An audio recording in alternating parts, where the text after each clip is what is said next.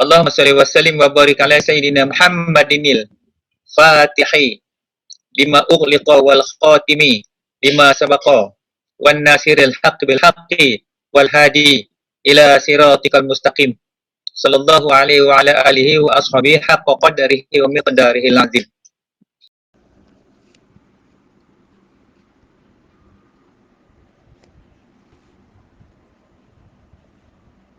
Bismillah, masya-Allah, Allahu Akbar. Alhamdulillahirabbil wassalatu wassalamu ala asyrafil anbiya'i wal mursalin wa ala alihi wa sahbihi ajma'in.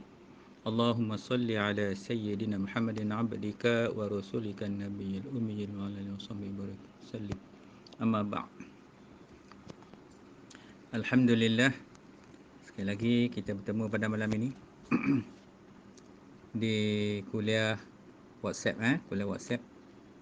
Dan insya-Allah malam ni kita akan tajuk tentang iman yang semalam kita bukan selesai, semalam pun sebahagian tentang tajuk tentang Islam. Jadi saya tak boleh nak ulang lagi tajuk tu sebab malam ni nak ke tajuk yang lain pula. Jadi nanti bila tengok ada masa kita sambung lagi bahagian Islam tu. Kita ambil dulu sebahagian bagi kita jelas. Jadi tujuan kita buat kuliah ni sebenarnya nak bagi kepahaman. Bila lama-lama kita mengaji, kalau pergi mengaji sehari ataupun masuk dalam grup ni, sekali masuk kemudian left grup, sampai mati tak boleh faham. Ngaji ni bertahun, tengok darjah 1 sampai darjah 6 berapa tahun mengaji. Naik sekolah menengah, naik universiti, baru nak boleh faham. Jadi proses pengajian ni ambil masa. Apa pun pendidikan apa pun ambil masa. Jadi tu saya dah sebut kemarin di pondok 20 tahun tu tak lebay. Bayangkan, kita nak mengaji bukan satu bidang ilmu. Fiqh, tauhid, tasawuf tu bidang-bidang ilmu yang kita hidup lagi. Yang nak bidang IT lagi lah, bidang keusahawanan lah, bidang engineering lah, kedoktoran lah sebagainya. Jadi kita nak belajar juga yang itu sebab kita nak menggunakan ilmu itu untuk kehidupan kita atas muka bumi ni. So jadi sama juga dengan apa dalam bidang ilmu yang kita mengaji ni sekarang. Supaya kita memahami dan mengenalkan akan agama kita. So jadi malam ni kita ke tajuk tentang iman. Jadi dalam tajuk iman ni kita akan belajar tentang akidah Ahli Sunnah wal Jamaah.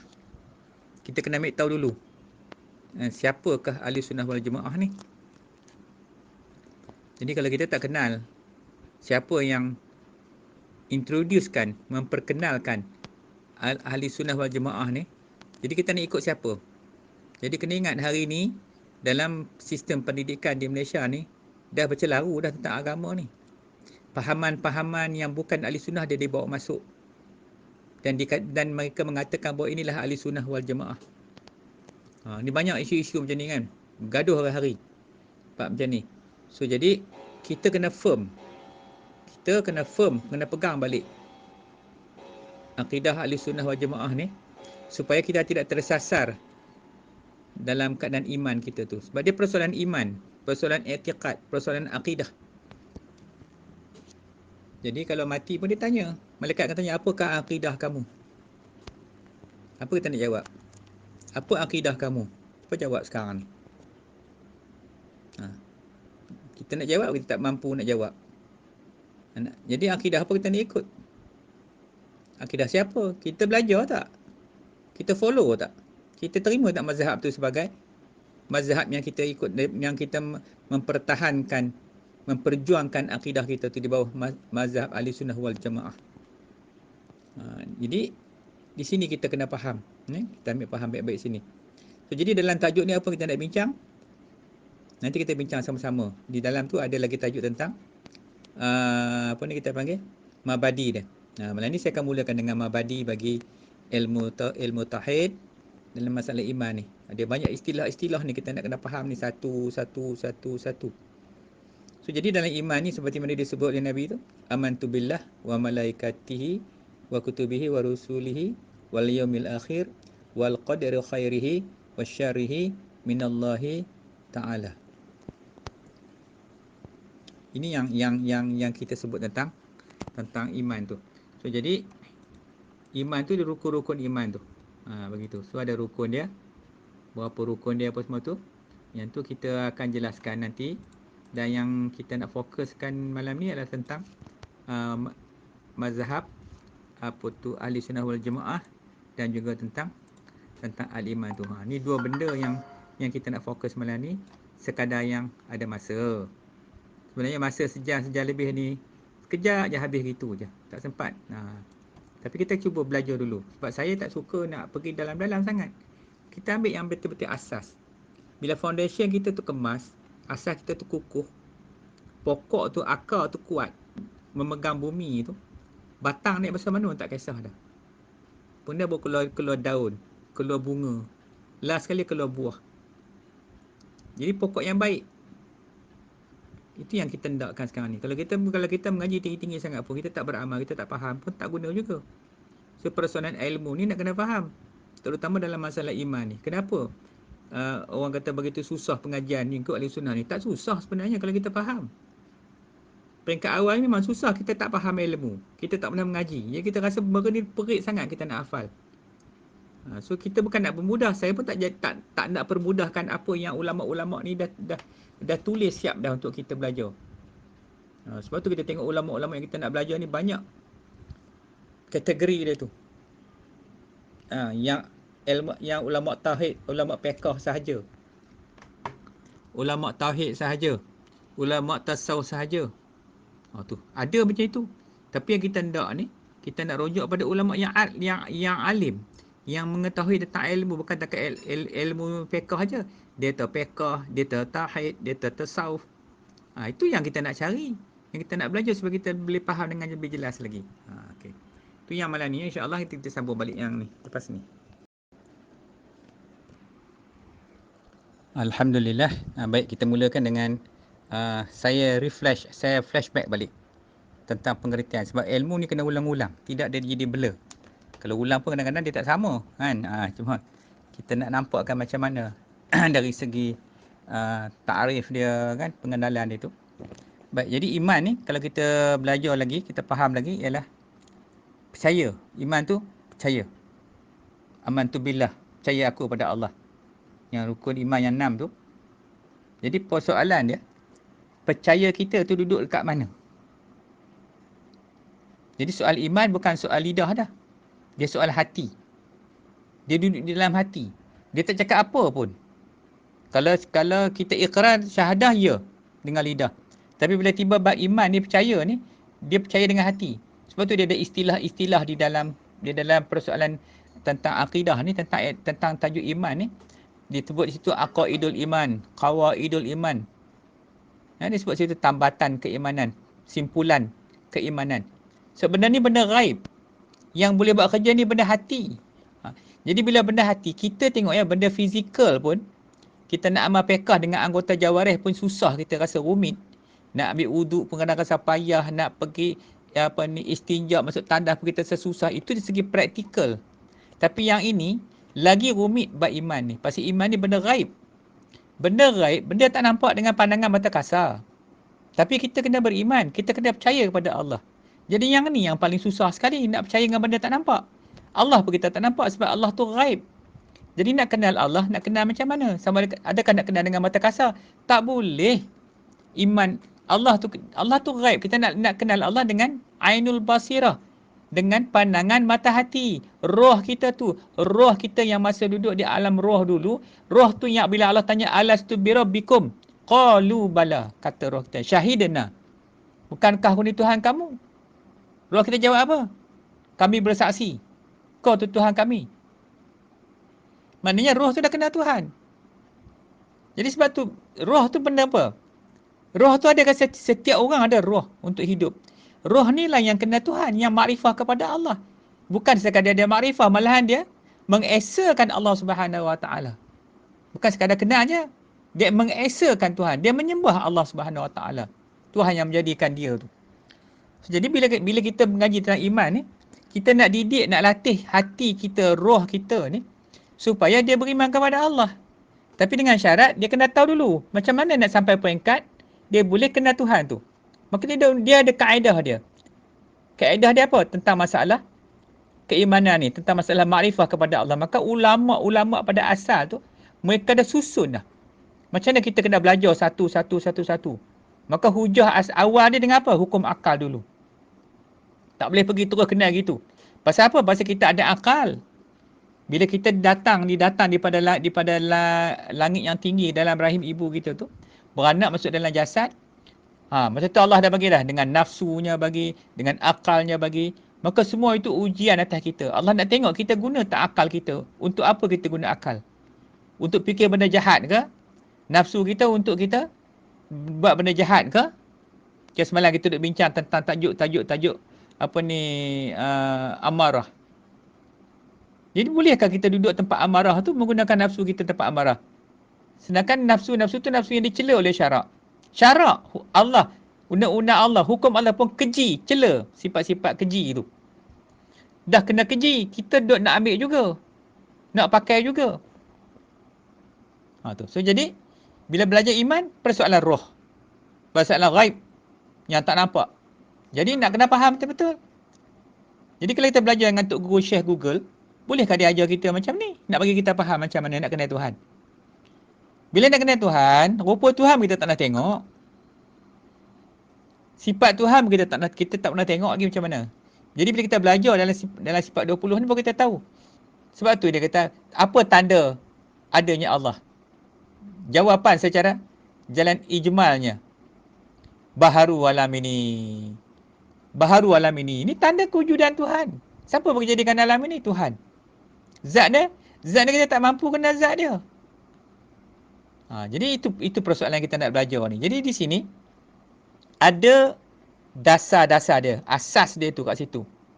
Bila kita belajar satu bahagian sampai jelas, sampai kita faham, baru yakin kita dengan Allah. Memang Allah tu wujud, wajibul wujud. Memang Allah wajib wujud. Kita ni wujud yang ardi. Wujud yang mendatang daripada tiada.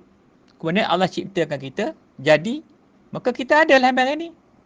Ni, wujud kita ni bukan wujud yang asli. Wujud yang kekal, wujud yang daripada tiada. Asal kita tak wujud.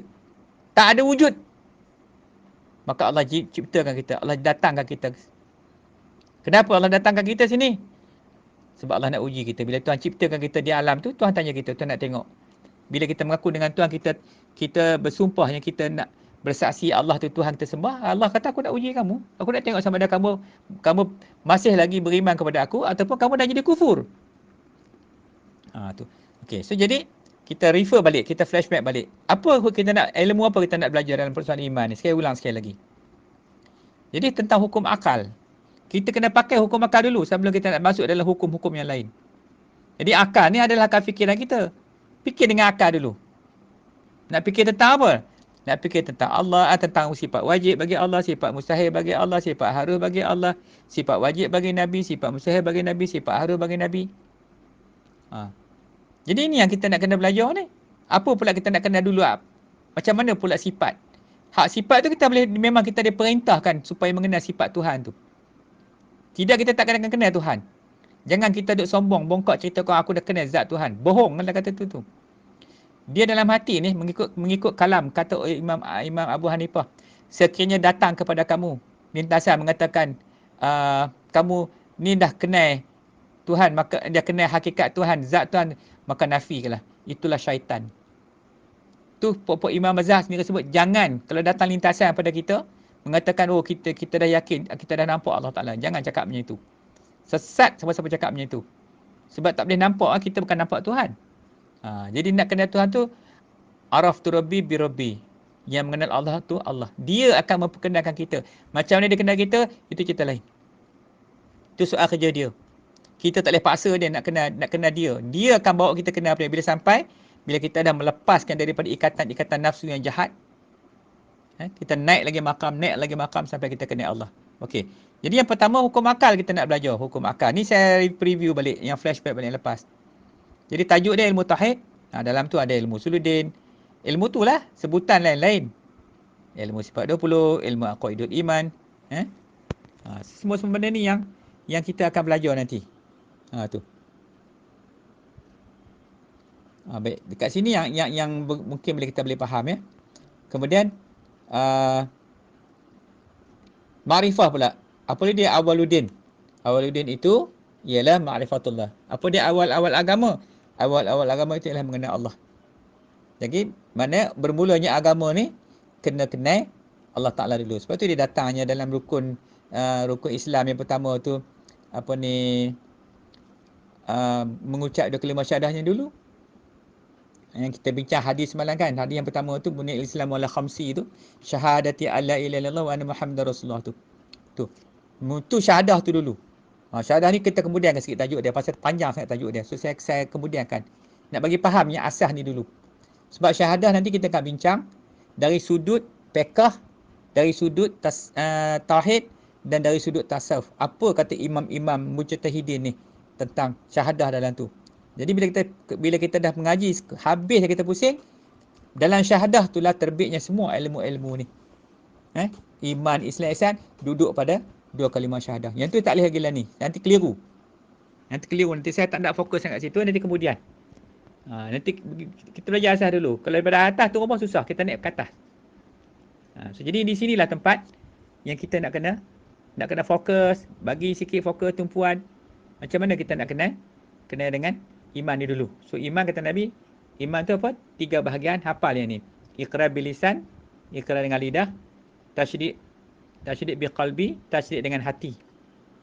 Dan wa amalan bil arkan, diamal dengan anggota jawarih. So 3 benda ni, 3 perkara ni, itulah nama dia al-iman. Jadi kalau tak ada iqrar, tak ada tasydid, tak ada amal, itu bukan iman.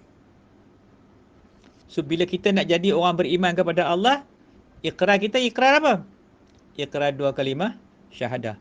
Pergilah ke mana pun, 2 kalimah syahadah. Iqrar syahadah dulu. Sebab tu bila kita duduk dalam nak semayang, yang saya dah sebut tu, kena minta kepada Tuhan, kena segera keluar daripada daerah wilayah kufur dan maksiat. Sebab kita tak tahu sebelum tu kita buat maksiat ke tidak.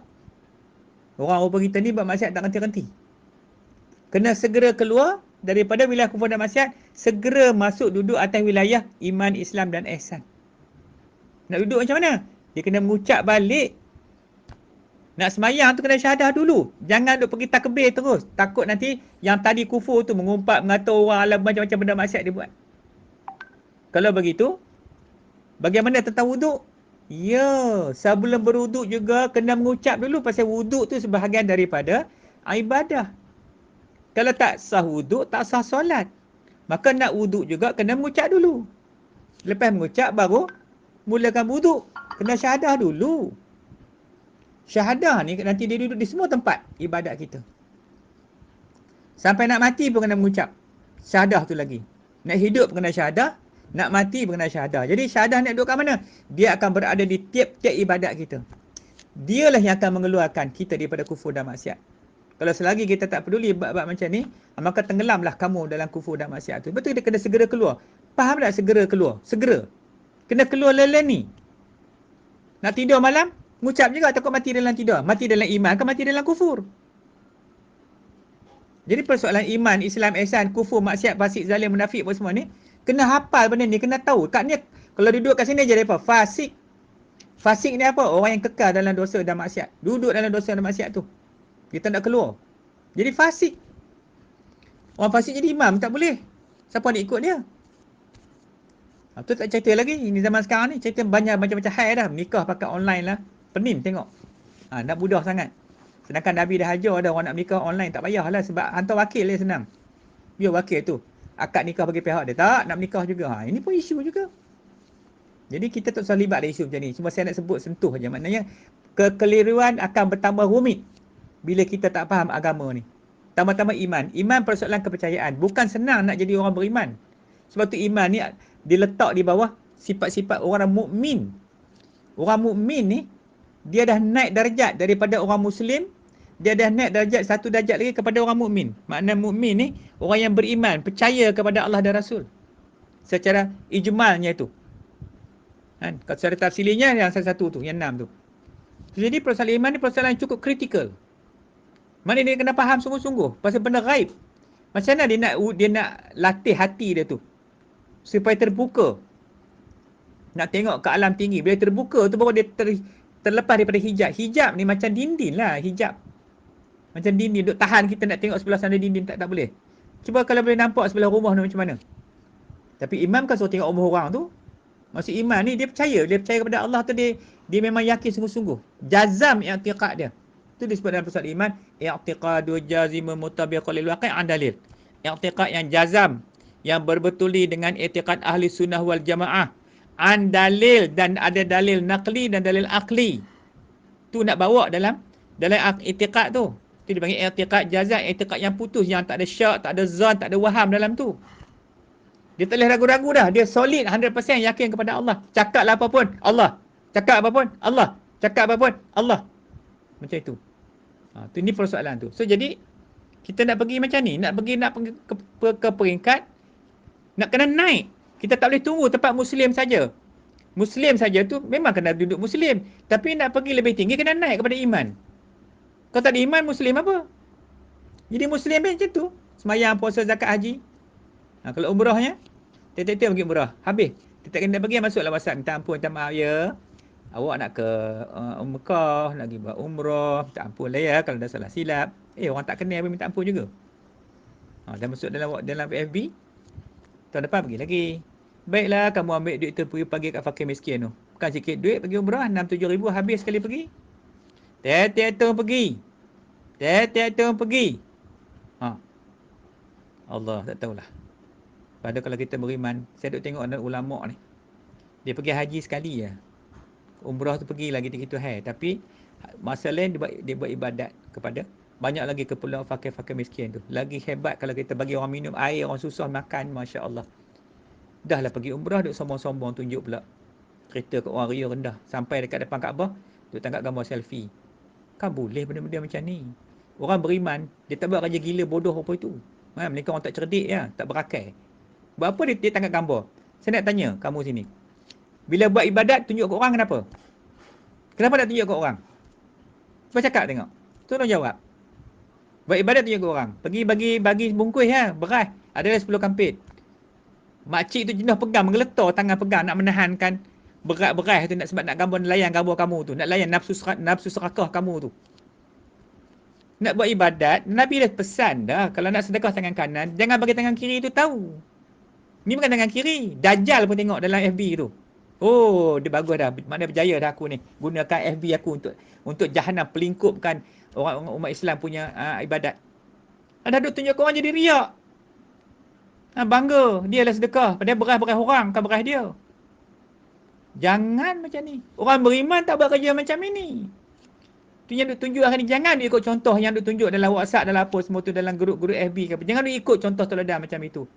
Dah lah dekat FB wall tu, tempat Yahudi tu, kita duk tunjuk pelak rupa kita kat situ. Yang betina je saya cerita, lain perempuan tergedik-gedik dalam tu. Itulah tunjuk, habis tunjuk. Cerita habis dalam tu.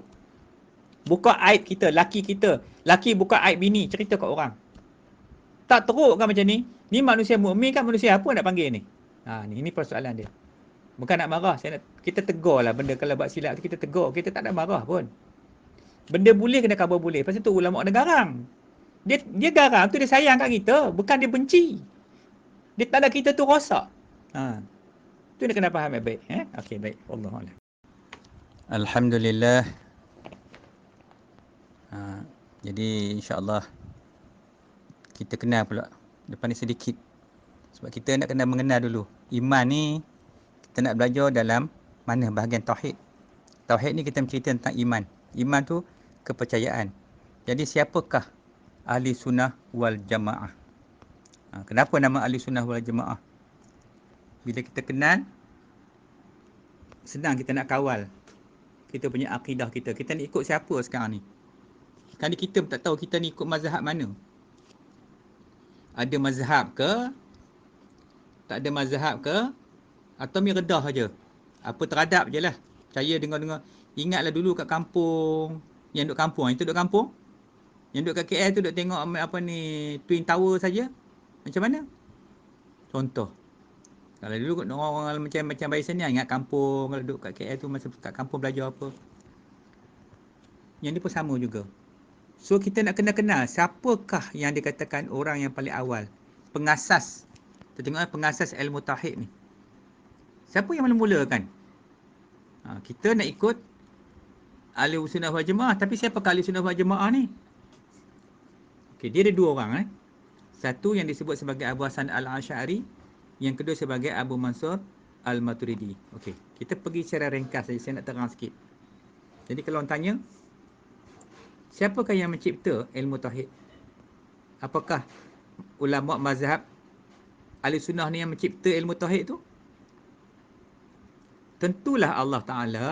Allah yang menciptakan ilmu tauhid tu. Maka siapakah yang ni? Abu Hasan Asy'ari dengan Abu Mansur ni.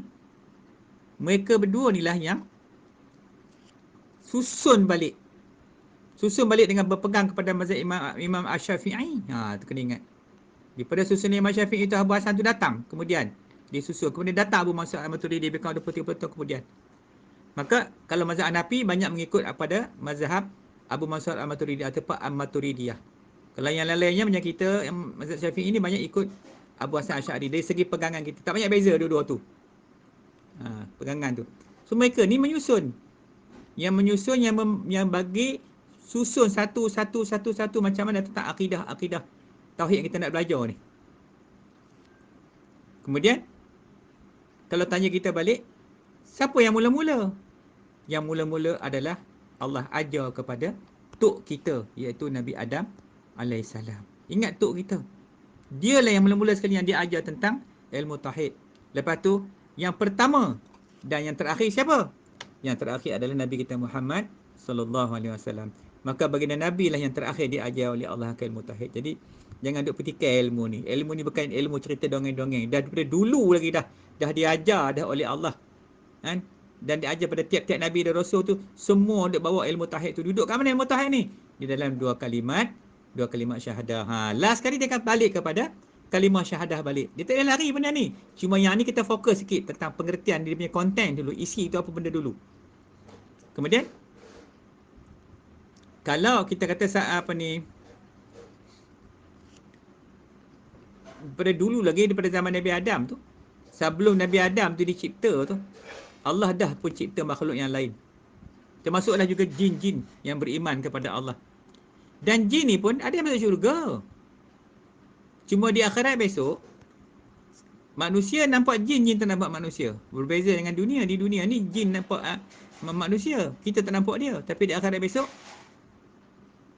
kita nampak dia tak nampak kita. Tapi mereka juga beriman. Mereka juga masuk syurga. Dan mereka juga kena wajib pelajari ilmu tauhid. Manakala jin-jin yang Islam tu, maka dia kena puasa. Masuk bulan puasa dia kena puasa. Ada yang pergi haji sebab tu kita pergi Mekah tu, kita tengok bukan orang tawaf tu. Ni musim Covid macam ni.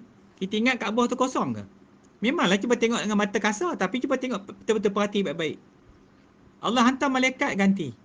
Allah hantar puak-puak jin tu duk tawaf sentiasa dalam tu. Tak berhenti orang tawaf. Sama dengan di Baitul Ma'mur tu, malaikat tu tak cukup di sana dia tawaf tak ganti-ganti. Di sini pun sama juga. Cuma kita tak nampak. Musim haji kita tengok macam mana. Bila tak cukup haji mabrur, manusia yang tak layak dapat haji mabrur, Allah ganti dengan malaikat. Nak juga bagi mabrur tu. Jadi begitu. Kemudian, jadi itulah yang sampai kepada kita hari ini. Bagaimana kalau ada orang tanya kita pula, ilmu tauhid ni datang pada mana? Yang ni kita akan belajar di dalam mabadi dia. Dalam mabadi nanti akan dicerita satu persatu. Macam mana, daripada mana datang ilmu tauhid ni. Kalau orang tanya, ya kepada Quran dan hadis? Ya, memang pada Quran dan hadis. Jadi ulama' yang diorang ni disusun je. Susun bagi kita mudah faham. Kita nak susun, kita bukan reti. Kita tak faham pun masih agama ni. Yang orang dah susun depan mata kita pun kita tak reti. Tambah kita nak susun kitab besar-besar tu. Kita tu mula ni akhir zaman ni. Projek sana, usahawan sini. Mana sempat nak mikir pasal agama dah. So jadi, diorang ni yang menyusun. Maka yang dua orang ni lah yang disebut sebagai Ahli Sunnah wal Jamaah. Tu rekan-rekan. So jadi, kalau orang tanyalah, dia kata bid'ah ke ni? Sebab tu banyak penghinaan. Sedih lah. Penghinaan kepada ulama-ulama ni. Imam Syafi'i orang hina. Imam Abu Hasan Asy'ari orang hina. Habis kena hina dengan puak-puak mana? Puak-puak kaum mudah ni. Dia dah tak ada mazhab. Dia baca Quran pun dia kata dia punya, tapi dia ambil juga Imam Syafi'i punya kaedah-kaedah baca Quran tu. Sedih lah. Orang punya hina. Sedangkan mereka ni lah yang susah payah yang menyusun balik. Apakah mereka menyusul ikut kehendak dia? Tak, Allah yang pilih. Allah yang pilih supaya kedua-dua ni menyusun untuk kemudahan manusia akhir zaman. Kita ni. Jadi kalau orang tanya bila tarikh? Bila bermulanya? Tarikh dia yang kita yang umum ketahui lebih kurang pada tahun 300 Hijrah. Selepas hijrah Rasulullah. Lepas tahun tu 300 tahun lepas tu baru munculnya. Maknanya dia Abu Hasan Asy'ari dengan Maturidi ni dia kemudian daripada Imam Syafi'i, tak jauh lah pun. Tak jauh lah. Imam Syafi'i lebih kurang dalam 200 tahun ke 200, dia lebih kurang 100 tahun selepas tu. Maka lahirlah Abu Hasan Asy'ari dari keturunan Musa Asy'ari tu, sahabat Rasulullah tu. Dan Nabi pun dah sebut bahawasanya keturunan kamu nanti akan sampai ni, disebut adalah hadis. Saya tak ingat hadis tu dalam hadis, tapi saya dah baca memang ada sebut dalam tu. Tak apa. Jadi kalau orang tanya balik, ni dia fikir ni pokok ni. Zaman Nabi mana ada Yub? Mana ada orang belajar tauhid? Ada orang belajar fiqh tak? Tak ada. Pasal tu kami tak belajar tauhid fiqh ni. Kami terus pakai hadis sahih je. Hatta sahih dhaif tu tak boleh pakai sesat kata apa. Punya dahsyatnya, punyanya teruknya. Adab langsung tak ada, akhlak langsung tak ada. Iman tu cakap lah. Kuliah dia lagu bid'ah. Bid'ah sana, bid'ah sini. Hukum bid'ah habis. Sedangkan hadis dhaif tu adalah juga hadis macam hina Nabi lah tu. Sebab pokok ni bahaya sikit, nanti saya cerita kemudian. Buku dia pun ada, saya ada tulis dalam satu buku tu, cuma tak print lagi je. Bukan kita marah, kita nak beritahu akidah yang sesat tu. Maka sebab tu kerajaan Negeri Sembilan dah keluar fatwa dah bab amalan ni, dihukum dah benda tu. So jelas dah. So jadi memang zaman Rasulullah tak belajar tauhid. Kan saya dah sebut limpahan nubuah kenabian tu melimpah tu pada sahabat. Tak perlu tanya lagi dah. Sebab Nabi mengajar tu terus kepada para sahabat. Dan sahabat terima terus cahaya daripada nur daripada Nabi tu. Terus faham. So dia tak perlu lagi dah nak bezakan. Bila Nabi cakap dalam hadis apa Nabi cakap tu, semua diterima oleh para sahabat tu. Beza kita. Kita ni jauh dari Rasulullah. Tok guru kita siapa? Itu nak cari tok guru yang kena ada silsilah sanad dia mengaji sampai ke Rasulullah. Supaya ilmu yang kita terima ni dapat limpahan nur tu balik. Kita ni kalau tak ada cahaya, tak ada nur daripada kenabian tu, memang orang kata hancur lah kita ni. Nak harap nur kat kita, nur apa yang ada kat kita? Nur sesat banyak, hak gelap banyak, yang zulmat tu banyak, yang hitam legam, hitam pekat tu. Tu yang tinggal nur kita, zulmat tu. Ya Allah nak buat keluar, Allah nak tolong kita keluar daripada zulmat, minaz zulumati ila nur, minaz zulumati ila nur tu. Nur tu banyak kat kita. Duduk amarah tu. Tu. Macam mana kita nak buat sekarang ni? Lepas tu kita kena mengaji. Dengan mengaji sajalah, bila ilmu tu makin banyak masuk kat kita, maka makinlah faham, makin jelas. Akhir sekali, tong ni, cuba tengok tong tin sardin tu, tin susu tu, cuba ambil campak dalam sungai ke dalam laut ke dalam air. Cuba tengok bunyi dia macam mana. Masa nak masuk dalam air tu, bub bunyi dia. Punya kuatnya bunyinya macam kita lah juga. Benda kosong. Dia sampai ke bawah tu pun senyap. Bila penuh air tu, maksud penuh ilmu tu, dia senyap. Manusia pun lagu tu lah. Bila dia dah berilmu, dia tercakap banyak lagi. Macam tu. Kita nak faham begitu. So jadi kisah Hasan Al-Basri ni, cerita apa nama ni, Hasan Al-Basri ni, dia orang yang mula-mula sekali menyusul ilmu tauhid ni. Daripada ahli sunnah wal jamaah, yang dia ambil dari Al-Quran dan para sahabat Rasulullah. Dia pergi bertemu dengan mereka, kemudian disusunnya menjadi akidah ahli sunnah wal jamaah. Dan seterusnya diwariskan turun-temurun sehingga sampailah kepada Abu Hasan Asy'ari dan Maturidi ni. Sebenarnya mereka ni dekat-dekat je. Tu kisah dia asal. Maknanya ada lagi yang mula tu, tapi Abu Hasan Asy'ari dengan Abu Mas'ud yang melengkapkan, yang mengkomplitkan susunan-susunan kitab mereka tu, sehingga terkenal lah dengan bila sebut mazhab ahli sunnah wal jamaah. Inilah dua orang ulama yang masyhur, yang hebat, yang menyusun balik tentang pegangan i'tiqad ahli sunnah wal jamaah tu sampai ke kita hari ni. So itu secara ringkas lah saya cerita. Kalau nak tengok lagi boleh search dalam Google ke, baca balik tengok. Ni cerita kita nak bagi faham macam mana kisah dua orang ulama ni. Saya nak ringkas kan, kita tak ada masa sebenarnya. So pernah seorang Dr. Ali Jumaah. Ali Jumaah ni dia mantan mufti Mesir. Saya pernah jumpa dengan dia dulu sekali di Mesir tu. Dia kata mazhab ahli sunnah wal jamaah ni adalah Al-Ashirah dan Al-Maturidiyah. Kita kena sebut dua-dua pasal dua-dua tu dia. Ambil mana pun boleh. Tak banyak beza pun. Tapi lumrahnya, ghalibnya di belah kita Malaysia ni, dan Nusantara ni semua pakai Asy'ariyah. Adalah mazhab yang jelas pada keseluruhan bab-bab tauhid. Sangat jelas. Namun ramai orang kata dia mengingkarinya.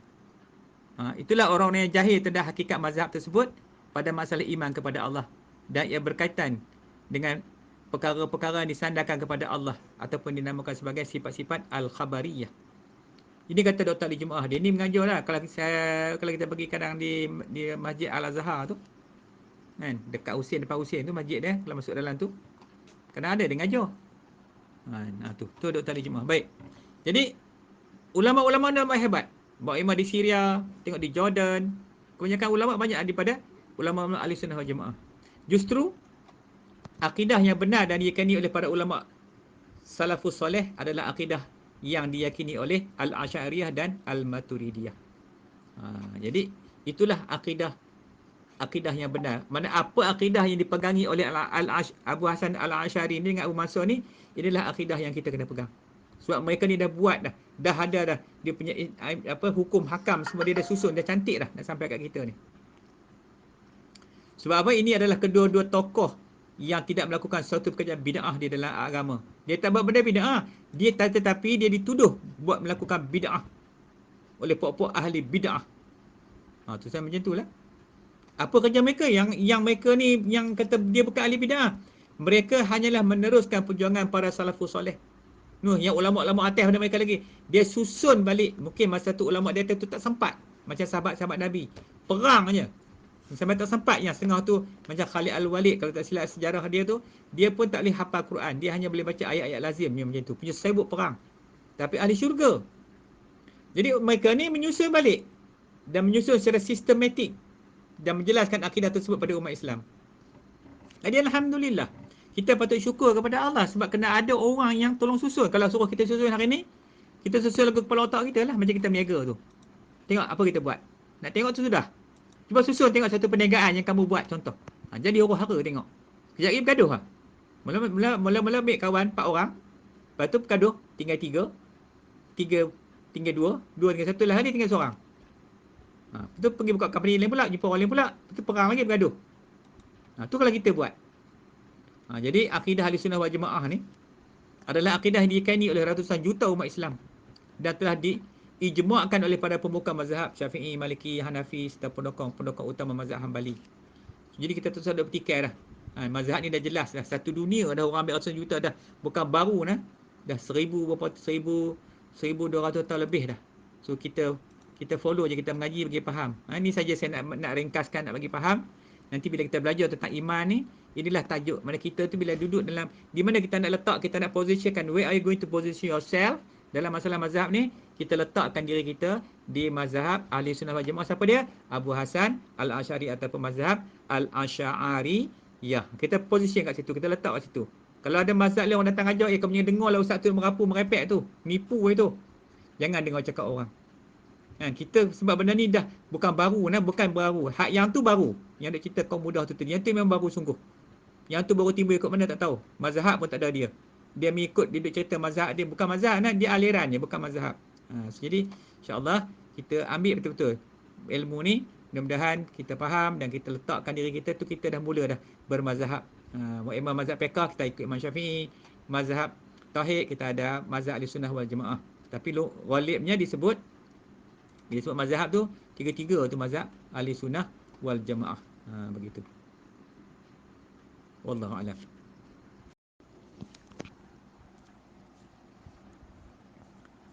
Alhamdulillah. Saya terpaksa ulang balik tadi, ada orang telefon pakai WhatsApp pula, terputih line ni. Mintalah tolong kalau saya tengah ni jangan call Nanti cakap-cakap putus line. Jadi bila orang bertanya kepada kita tentang i'tiqad Ahli Sunnah wal Jamaah ni, berarti itulah akidah yang diyakini oleh dua ulama besar yang mempelopori dalam bidang tauhid ni. Siapa dia? Al-Asy'ariyah dan Al-Maturidiyah. Dengan sebab mereka ni lah ilmu tu sampai kepada kita hari ni. Lepas tu kita kena hati-hati nah. Kalau ada orang tanya kita, kamu ni mazhab apa? Kita nak jawab apa? Mazhab Ahli Sunnah wal Jamaah. Yang mengikuti akan imam mazhab. Yang mengikuti akan imam mazhab. Mazhab mana? Mazhab Ahli Sunnah wal Jamaah lah. Itu. So, jadi yang itu yang kita nak kena mula faham dah sekarang ni. Kita kena letakkan, you have to position yourself dekat mazhab ni. Satu dunia lah, bukan seorang dua mengaji lah mazhab ni. Satu dunia. Tengoklah kitab Arab, kitab orang putih, kitab bahasa, macam-macam bahasa, semua cerita tentang Abu Hasan Asy'ari dengan Maturidiyah dari segi. Kita yang tak ada. Kita pasal apa? Kita tak nak mengaji benda-benda macam ni. Pasal kita salah tok guru. So jadi, kalau ada orang kata kat kita lah, kan, dia kata dia ikut ulama-ulama, tak ada mazhab. Mana-mana ulama boleh ikut. Kena jaga orang macam ni. Sebab orang sesat macam ni lah. Kalau dia tak ada mazhab, dia ikut siapa? Bohong je katakan. Sebab semua yang sampai ke kita hari ni, semua daripada mereka ni. Daripada Syafi'i, Maliki, Hanbali, Hanafi. Daripada Abu Hasan Asy'ari, daripada Abu Mansur Maturidi. Itulah yang ilmu yang sampai ke kita hari ni. Melainkan ilmu itu dipusinkan, disesatkan balik. Dengan nama istilah dia, dipanggil buku putih. Dalam pasaran cuba perhati tengok. Buku yang ditulis ada logo bulat, dia tulis buku putih tu, itu buku dah diputih dah. Diputar dah buku tu. Dalam dia corner 360 darjah. Ini pokok-pokok ni tulis. Saya tak nak sebut lah siapa dia punya penulis dah. Terkenal lah kat Malaysia ni. Nama tu buku putih. Habis dalam tu. Contohnya Al-Ibanah. Hancur buku tu. Kisah Syekh Abdul Qadir Jalani tentang kewalian dia. Habis. Dia cerita, dia sanggup tulis balik. Kita Arab kan cakap lah. Dia cetak balik. Tu. Tak ada kerja lain. Kerja menjahanamkan kitab-kitab yang ulama-ulama dulu tulis. Itulah pokok-pokok tu. So, kena hati-hati. Bab ni saya nak sebut bab akidah. Akidah ni ditanya oleh Allah sebab dia melekat dalam kubur. Apa akidah kamu? Akidah apa nak jawab? Saya berakidah Ahli Sunnah wal Jamaah. Betulkah ikut Abu Hasan Asy'ari? Betulkah ikut akidah dia? Macam mana akidah dia? Tentang Tuhan. Dulu saya ada satu kuliah saya cerita tentang seorang ulama Asy'ariyah juga, tapi yang hebat. Sungguh pun macam tu. Nak mati pun susah juga. Hujah di iblis sampai nak jawab tak boleh. Sehingga daripada 20, sifat 20 tu tinggal satu yang dia boleh bertahan. Tinggal mukhalafah yang boleh bertahan. Tu pun kena ingat juga. Sebab tu kena ada pula tasawuf. Tauhid dah satu hal dah. Masuk ilmu tasawuf pula. Nak menjernihkan pula. Takut-takut ada sombong. Manusia ni kena ingat. Iblis ni pandai. Walaupun kita berilmu, tapi dia cucuk kita balik. Dia hasut kita dengan kesombongan tu. Sehingga ilmu tak bagi manfaat lagi pada kita dah. Ni, tu kena hati-hati. So, jadi dalam persoalan-persoalan yang macam ni, tentang Ahli Sunnah wal Jamaah ni, biar kita jelas. Biar kita faham betul-betul.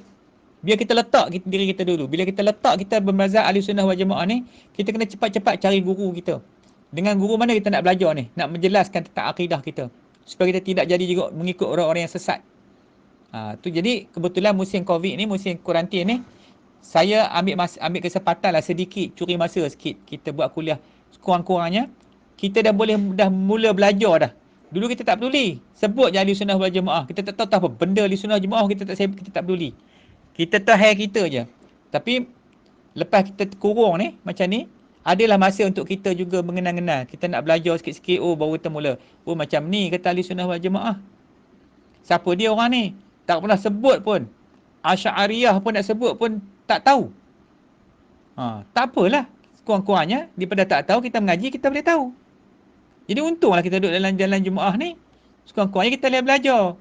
Walaupun tidur lena dah ni pun ada yang tidur dah. Tak apalah. Esok pagi buka lah balik. Dengar balik. Baik. Jadi, kita jawab macam tu nah. Kalau orang tanya kita, aku ni akidah apa? Akidah Ahli Sunnah wal Jamaah. Kena bagi faham. Tak usah duk malu lah. Tak malu apa. Kita patut berbangga. Kita duduk dengan akidah yang sah di sisi Allah dan Rasul.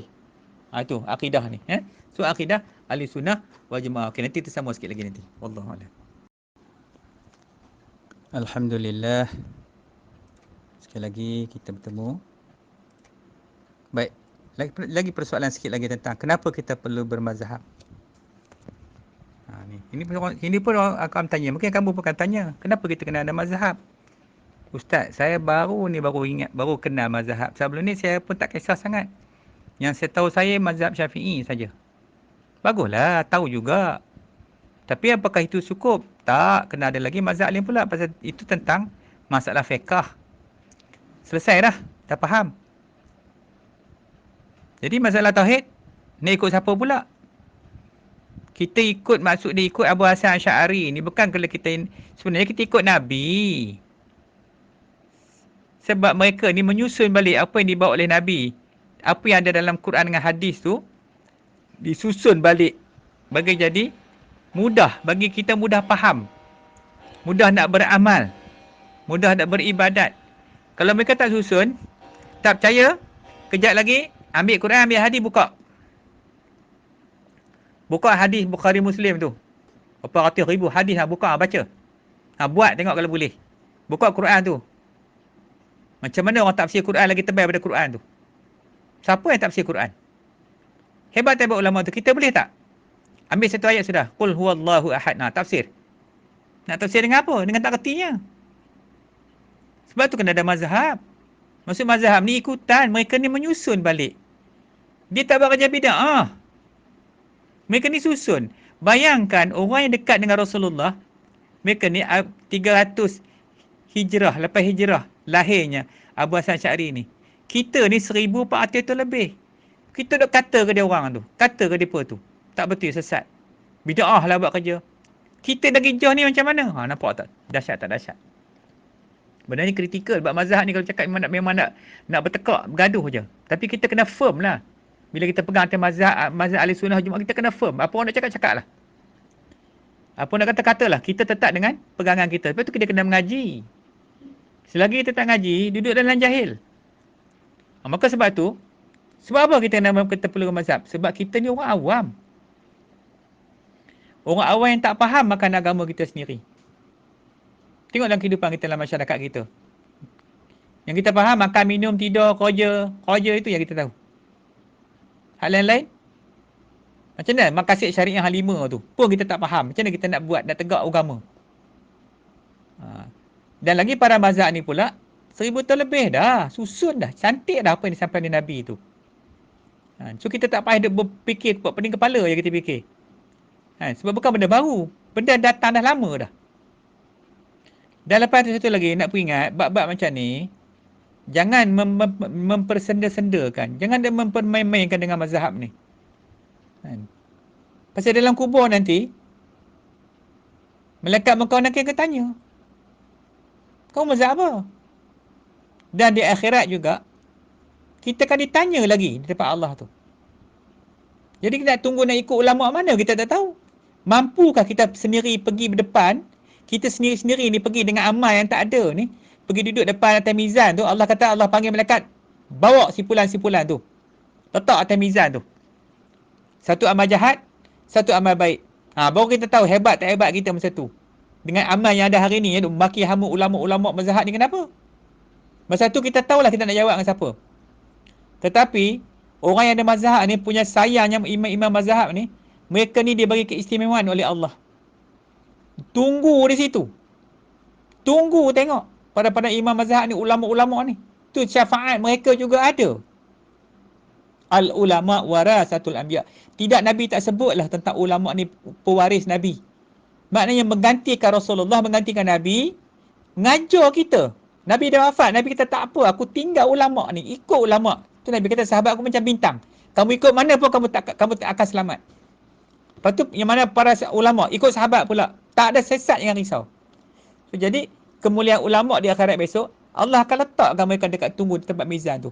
Bila datang, katalah kita mazhab kita apa, Syafi'i, masalah ni tak selesai, banyak sangat salah, ditanya lagi, tambah lagi, imam ni tambah lagi amal pahala dia tu, bagi berat mizan kita tu, bagi boleh jangan kena azab dengan Tuhan tu, bagi masuk syurga juga. Semua macam tu. Lepas tu masalah akidah pula, Imam Abu Hasan Asy'ari pula, masalah Nur Ihsan pula dalam mazhab apa, Junaid ke, Syekh Abdul Qadir Jalani ke, Al-Ghazali ke. Jadi ada orang yang akan menolong kita. Kalau kita punya belagak sombongnya sekarang ni, Mazhab tak payah. Kutuk lagi kita, hina lagi kita, maki hama lagi pokok-pokok ulama tu. Maka Nabi kata apa? Barang siapa yang menghina, yang membenci kan, akan ulama-ulama seperti mereka benci akan aku. Barang siapa kasih pada ulama tu seperti mana mereka kasih kepada aku. Ni persoalan ulama, kita jangan duk main-main. Ni benda agama. Kalau bukan ulama, siapa lagi nak bawa agama sampai ke kita? Jadi jangan kita duk main-main bab-bab mazhab macam ni. Kita nak jawab apa lagi? Ni tengah hidup, cakap pandai lah. Tanya orang kena COVID tu. Tanya kena COVID. Saya baca artikel tu. Dia kata apa? Duduk dalam bilik tu, doktor tu cerita. Dia kata 2 kali sekali je, 2 kali sehari je masuk tengok pakcik tu. Orang kena COVID yang duduk pakai ventilator tu. Duduk dalam tu, demam bagi buat demam, paracetamol. Batuk lagi batuk. Vaksin tak ada lagi. Ni pun ada apa ni, ubat apa yang ubat malaria tu dia bagi sekarang ni. Aircon tak ada. Kalau sakit biasa masuk hospital ada aircon. Aircon tak boleh pakai. Kipas pun tak ada. Duduklah 2 kali sehari lah. Itu pun doktor main pakai hello-hello ya, kod walkie-talkie ke telefon je tanya pesakit dalam tu. Dengar dia orang cerita macam dia punya azabnya. Hidup lagi, boleh cakap lagi. Di padang mahsyar tu nak cakap apa? Nak cari siapa? Nak panggil siapa nak tolong kita? Tengok-tengok amal letak-letak tu terus yang jahat naik. Bukan yang jahat naik, yang jahat tu berat lagi. Kita tu nak kata ringan. Tak ada amal. Nak panggil siapa tolong? Engkau nangis lah, engkau kriau lah kat situ. Jerit lah, apa-apa jerit. Dah tentu masuk neraka dah. Lepas tu bab-bab macam ni, kena hati-hati nah, bab agama, bab kehidupan ni, bab duk maki hama orang dalam FB tu, kan? Jahat sangat mulut. Hina sangat kat kita ni, maki bahasa kurang hajar sangat bercakap. Sampai tak ada agama langsung. Tu. Sebab itulah bila masuk dalam FB ni, saya bukan kaki FB pun. Tapi kadang-kadang terlintas duk tengok tu, orang duk main FB ni dia tak ada adab dah. Dia bukan orang beragama dah. Ayat ni tak ada bahasa dah yang elok nak susun. Maki hama orang ni, ya Allah. Lepas tu tak boleh main benda jahat. Kita masuk tempat jahat, dia ni macam lubang taik lah, macam tong taik tu. Kalau dulu-dulu jamban tak ada. Jamban orang dulu ni apek duk datang kutip taik tu. Macam itulah. Umpama orang duk main dalam benda tu. Bukan benda elok pun. Yang cipta tu siapa? Apa tujuan dia? Nak menjahanamkan orang Islam. Umat Islam kita tak reti. Kita nak masuk dalam tong-tong dia orang tu. Akhir sekali musnah kita. Berapa ramai lelaki bini bercerai. Sebab apa? Alumni. Jumpa kawan-kawan lama. Hak dulu boyfriend, girlfriend. Cerai habis lelaki bini. Kahwin. Yang ni kahwin dengan girlfriend lama. Ni kahwin boyfriend lama. Tempat setan yang gitu. Nanti jangan marah saya pula. Nak tegur lah. Cuma saya ada sebut selalu. Ada 2 wall. Satu di Israel. Satu tu di FB tu. Itu dia panggil Facebook. Okey. Lepas tu. Dah tak boleh nak jawab. Apa kita nak buat? Yang satu lagi. Kenapa kena ada bahasa? Supaya kita terlepas dari menjadi orang yang zindik. Orang zindik ni dia dahsyat pada Iblis. Iblis tu dia cuma sombong dengan Tuhan je. Lepas tu dia tak boleh mengaku dia Tuhan. Fir'aun, bila Fir'aun kata ana rabbukumul a'la tu, terkejut tengok Iblis, tengok. Dahsyat betul hang ni, no. Fir'aun kata aku ni Tuhan yang maha tinggi, ana rabbukumul a'la, kata Fir'aun. Terkejut syaitan tengok dia. Dahsyat lagi. Syaitan dia takut ke Tuhan. Sebab tu bila qarin yang duduk sebelah kita ni di akhirat besok, bila kita diazab besok, Tuhan panggil dia akan beritahu ke Tuhan selepas kita tu sesat. Ni dia sesat dengan kita atas dunia ni, dia sesat besok. Bila Tuhan panggil tanya dia kata aku berlepas tangan daripada apa yang kamu dah buat. Sebab aku hanya bisik, aku tak pernah suruh kamu buat. Aku bisik benda tu, bisik supaya kamu jadi jahat. Kamu yang tanggungjawab, bukan aku. Itu kerja syaitan. Dia pun takut ke Tuhan. Dia tahu azab Tuhan. Tapi orang yang jadi zindik yang tak ada mazhab ni, dia lagi teruk. Pasal dia beramal tanpa ada panduan langsung. Jadi dia ikut siapa? Maka dia ikut syaitan. Jadi sebab itulah kita jangan duduk tempat itu. Tempat itu tempat jahat. Dan lepas tu pula, sedangkan mazhab itu sebagai benda agama.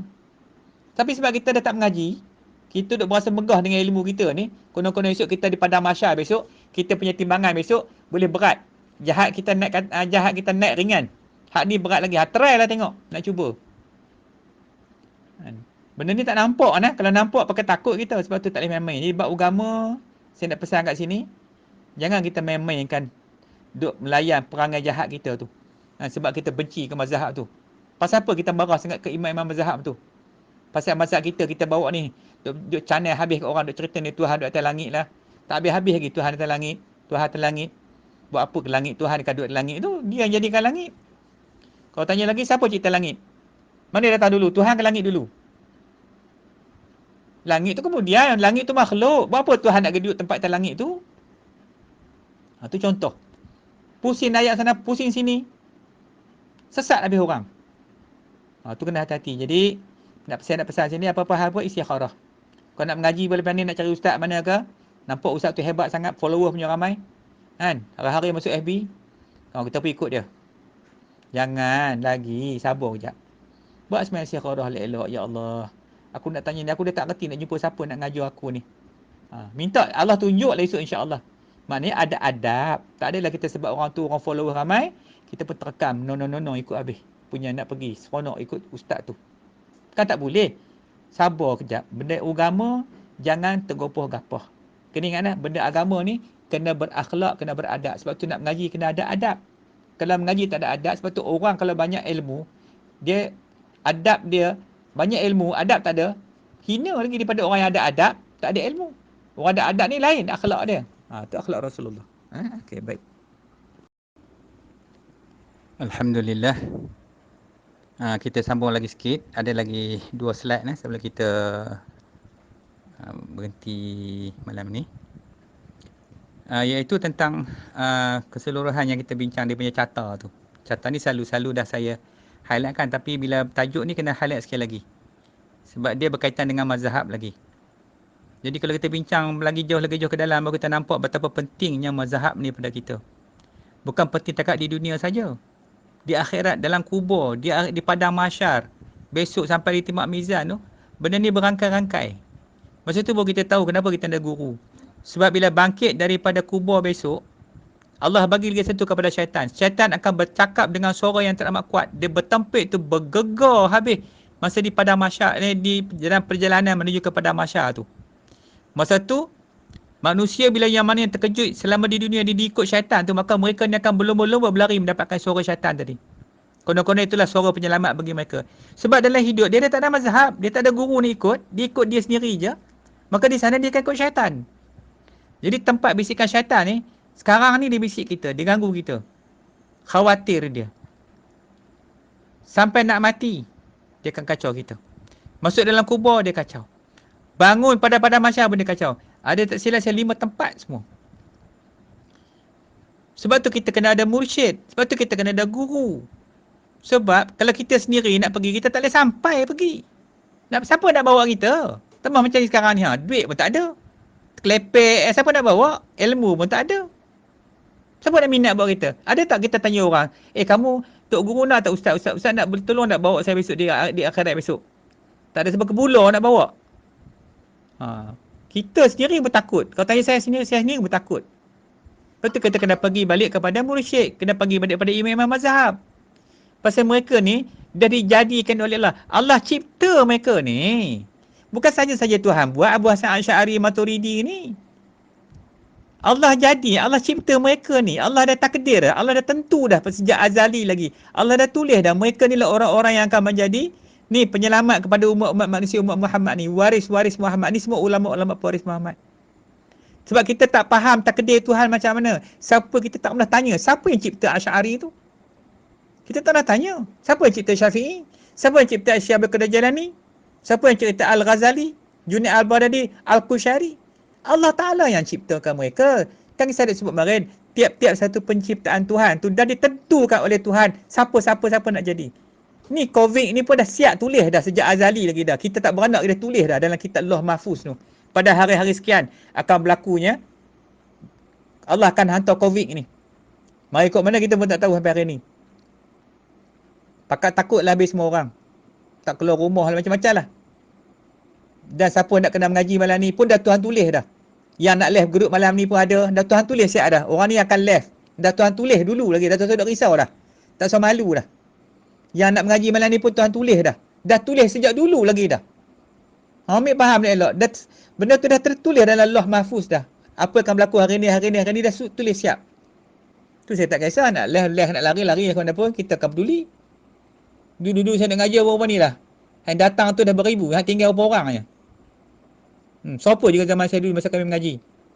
Yang lari tu beribu lari. Tinggal kami berapa orang tinggal. Yang boleh tahan sungguh-sungguh. Nak heran apa? Dia tewas dengan nafsu je lebuh.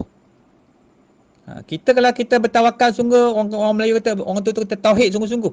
Azam sungguh-sungguh. Duduk kekal lah. Saya bukan pandai sangat pun, tapi sebab kita ingat, aku nak ngaji lah. Kita azam tu betul. Allah buka pintu-pintu jalan nak pergi kepada ilmu tu. Okey. So jadi itu kedudukan dia. Jangan main-main. So saya kata jangan main-main bab benda gaib ni. Jadi kita kena percaya sungguh-sungguh. Baik, kemudian daripada iman itulah nak belajar iman kat mana?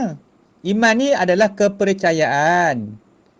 Kepercayaan amantu billahi wa malaikatihi wa kutubihi wa rusuli. Beriman aku akan Allah, beriman aku akan sekalian pada mereka Allah, pada sekalian kitab, pada sekalian rasul. Beriman, percaya. Tak ada buat apa pun. Itu saja percaya. Tapi nak percaya tu dengan apa? Dengan hati. Hati yang dipanggil apa? Ainul basirah. Itu pandangan mata hati kita. Kalau hati yang tak beriman, hati yang gelak-gelemat ni, yang penuh dengan amarah, dia takkan boleh beriman sampai bila-bila pun. Dia perang dengan nafsu dan itu tak habis lagi. Dia nak beriman macam mana? Orang beriman ni orang sabar.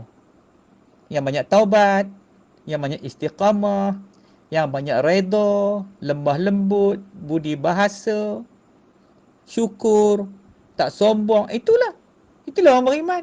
Lawan dia, kita ada bincang. Buka balik dalam kita punya kuliah yang lepas tu tentang ihsan tu. Jadi benda ni untuk semua orang. Sebab itulah agama ni datang nak bawa kita balik kepada Allah. So itu iman. Itu persoalan iman. Nak belajarnya ilmu apa? Ilmu tauhid, ilmu sifat 20, ilmu aqaidul iman.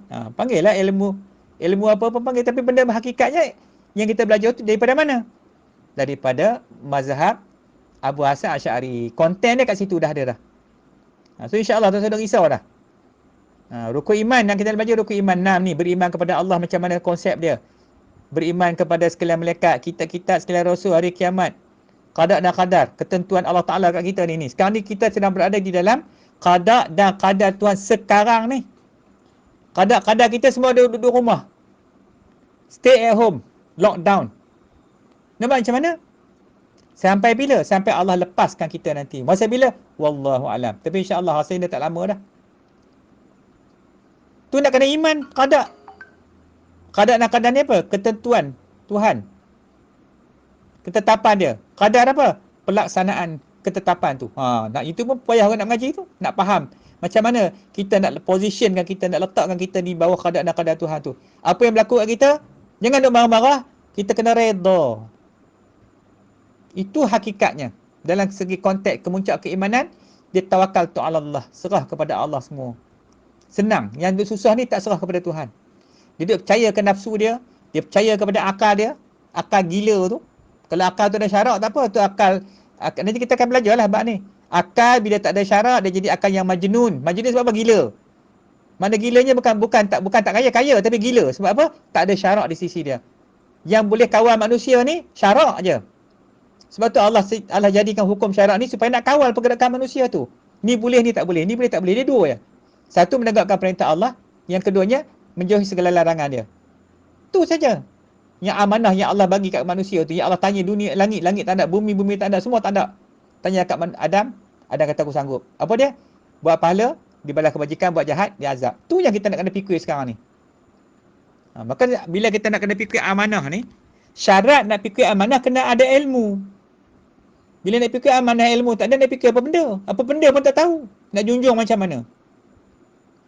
Ini persoalan ilmu. Jadi sebab tu saya kata bab mazhab ni cukup kritikal. Tetapi bab ni lah yang orang tak nak bicara. Orang tak nak bincang. Patutnya kena cerita bab mazhab supaya rakyat Malaysia ni, rakyat orang Melayu ni faham kenapa kena ada mazhab. Cerita mesti sikit, lari-lari cerita. Jarang nak cerita bab ni pasal susah. Dia cerita hari ni nak mari dukhan lah, nakut-nakut macam-macam cerita dah. Kalau dukhan datang pun kalau kamu tak ada agama, kena buat apa? Duk cerita pasal duha nak datang. Biar je lah sampai masa. Tapi yang kita kena buat persediaan sekarang ni bukan duk tunggu hari itu datang. Kita buat persediaan untuk mempertahankan iman kita. Kalau takdirkan Dajjal datang, ke duha datang, ke Yajuj Majuj ke, iman tu penting.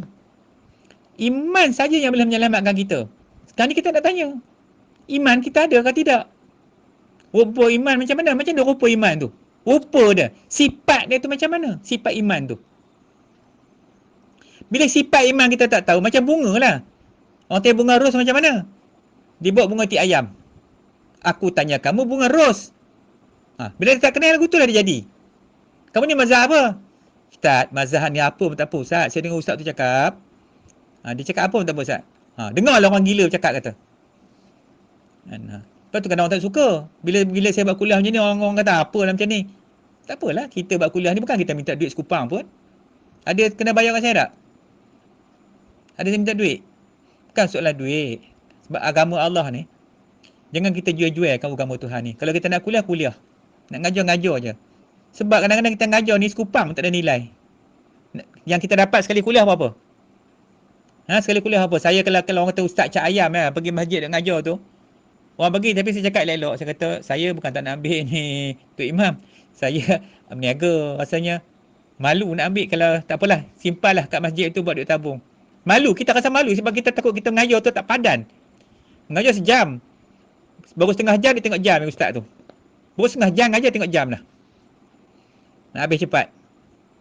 Bab agama, jangan tu Allah tu jangan jual agama. Orang mereka yang menjual agama dengan nilai wang yang sedikit. Kuliah nak cari untungnya. Laba dunia. Nak dapat follower ramai, berebut-rebut. Tu yang salah. Sebab tu lah ulama, ustaz ke siapa, kalau ada tasawuf, dia tak jadi macam itu. Okey. Jadi tadi saya tanya, macam mana sifat iman? Ni tak tanya lagi. Apa makna hukum adat?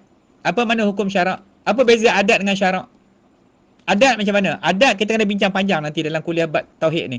Nak tahu hukum adat tu macam mana. Hukum adat senang aja. Kalau kita nak faham betul-betul. Kita minum air. Minum air tu kenyang tak? Tak kenyang kan? Siapa yang ambil kenyang tu? Pada adat, yes. Ya. Memang. Dahaga tu minum je hilang dahaga. Tapi hakikatnya, yang ambil kenyang tu duduk kat siapa? Yang kenyang tu duduk kat Allah. Maknanya kita ni, air ni sebagai wasilah kita. Kita demam, sakit, pergi jumpa doktor. Apakah doktor boleh menyembuhkan? Sakit COVID, masuk hospital. Doktor buat apa kat sana? Sakit, dia bagilah ubat macam tu. Doktor cerita. Tawakal lah. Yang mana yang kononnya imun sistem dia tinggi, baik dok juga saya rasa. Sebab kalau tak ada ajar dia keluar. Kalau ada ajar tak keluar dah. Itu hakikat dia. Mana syarak? Pada syarak, tak. Kita buat kerja ni pun, pada adat, nampak kita buat kerja, jual sana, kita rancang plan semua.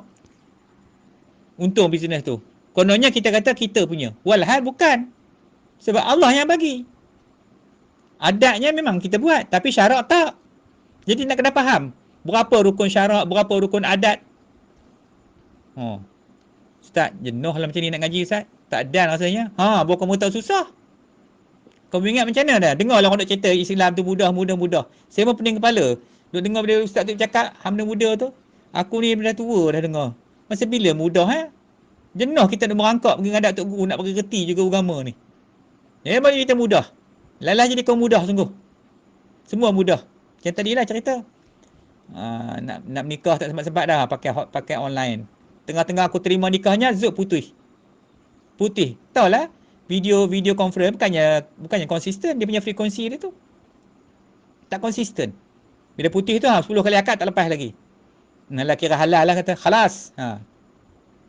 Apa hukum pula? So banyak benda-benda nak kena penjelaskan benda ni. So jangan kita terlibat dengan benda yang mudah-mudah sebab agama bukan macam itu. Sebenarnya agama ni serius. Agama ni sungguh-sungguh. Jangan kita mempermudahkan agama. Memang kena belajar betul-betul. Pasal dia bukan boleh gelak-gelak. Dia bukan boleh kena senyum-senyum. Tu Nabi sebut, ada satu dan setengah yang disebut tu. Orang yang banyak ketawa di dunia akan menangis di akhirat. Orang yang banyak menangis di dunia, dia akan ketawa di akhirat. Ketawa ni, kalau tengok sejarah Rasulullah berapa kali dia senyum, Nabi senyum. Itu pun senyum bukan ketawa sehingga nampak gigi dia. Waktu lain, tak. Mana Nabi serius. Pasal benda ni ujian. Kita sedang diuji oleh Allah. Macam COVID ni lah, kita sedang diuji. Bukan masa untuk seronok. Tapi tengok manusia punya seronoknya. Kan? Seronok ni tak tahulah, macam orang kata duduk kera dekat dalam zoo tu. Loncat-loncat habis. Dan ni kera monyet semua ada susah hati dalam zoo tu. Macam kita jugalah, dia kena kurung. Tapi masih lagi orang tak nampak. Ini adalah tarbiyah Tuhan kat kita. Allah didik kita, so kita kena faham. Ini didikan Allah. So kita kena ambil, kalau orang beriman, dia ambil dengan cara iman. Orang tak ada iman, dia ambil dengan cara tak ada iman. Dia ambil cara apa yang dia faham. Apa yang nafsu-nafsu dia cakap, dia ambil yang itu. Dia ikut kehendak dia. Bukan ikut kehendak Allah dan Rasul, ikut kehendak syahwah dia. Nafsu syahwat dia tu. Okey dah. Okey, baik. Tu dah panjang dah. Kemudian, itu yang bahagian ni. Kemudian satu lagi, mazhab tu yang kita dah jelas tadi. Mazhab Al-Asy'ariyah. Pegang. Saya rasa habis kuliah ni insya-Allah ingat kot ya. Mazhab Asy'ariyah. Abu Hasan Al-Asy'ari ataupun dipanggil Asy'ariyah. Bolehlah tu kalau nak sebut Asy'ariyah pun boleh, Abu Hasan Asy'ari pun boleh. Itu mazhab. Dan kebanyakan di Nusantara, kalau di Malaysia, Filipin, di Brunei, Indonesia, Thailand, Cambodia, kan kita pergi apa semua, kebanyakannya adalah Asy'ariyah. Kalau pergi di Cambodia tu dapat kamu Melayu Cam tu saya pergi kemarin. Budak tu bila kita tengok bab tajuk ni lah. Bab tauhid Asy'ariyah, kitab kuning tu. Kan dia tak boleh baca, dia baca kitab kuning je kat sana. Okey, kemudian itu yang dipegangi oleh kebanyakan ulama-ulama dan juga rakyat-rakyat Marahin di sebelah Nusantara ni. Dan kemudian saya rasa dah lewat ni untuk kita pada malam ni. Marilah kita belajar ilmu tauhid di bawah bimbingan guru-guru yang bermazhab Al-Asy'ariyah. So malam ni faham. Saya selesai dulu malam ni tajuk bab mazhab ni. Besok malam kita sambung kepada tajuk tentang mabadi ilmu tauhid. Tak ada dah, rasanya saya dah siap panjang-panjang tak sempat. Jadi kita tangguh malam esok insya-Allah. Kita pergi kepada mabadi pula. Nanti mabadi ilmu tauhid saya akan masuk mabadi ilmu fiqh, mabadi bagi tajuk tentang ihsan pula. Dia ada 10 tu kan. Semua tu nak tahu supaya jelas, supaya kita tak terpesong ngaji ni ambil kat mana, semua nanti saya susun nanti bagi. Ni yang saya buat ni saya susun balik nah. Yang saya ambil ni bukan mereka. Dalam kitab-kitab saya compile balik. Saya permudahkan kamu yang belajar dengan saya ni. Bagi ada reference, senang tengok. Kalau nak ambil dalam kitab adalah tulis Jawi. Tulis Jawi pening kepala. Nak baca Jawi susah. Bawa mim bom. Cuba aja mata-mata tengok. Mata-mata. Cuba aja mata kalau betul. Esok malam bagi tahu balik kat saya balik. Betul tak aja mata-mata? Okey, takat ni dulu. Malam ni insya-Allah saya minta ampun dan maaf. Wabillahi taufiq wa hidayah. Wassalamualaikum warahmatullahi taala wabarakatuh. Allahumma shalli wa sallim wa barik ala sayyidina Muhammadinil Fatihi lima ughliqa wal khatimi lima sabaqa wan nasiril haqq bil haqqi wal hadi ila siratikal mustaqim sallallahu alaihi wa ala alihi wa ashabihi haqqa qadarihi wa miqdarihi al-azim.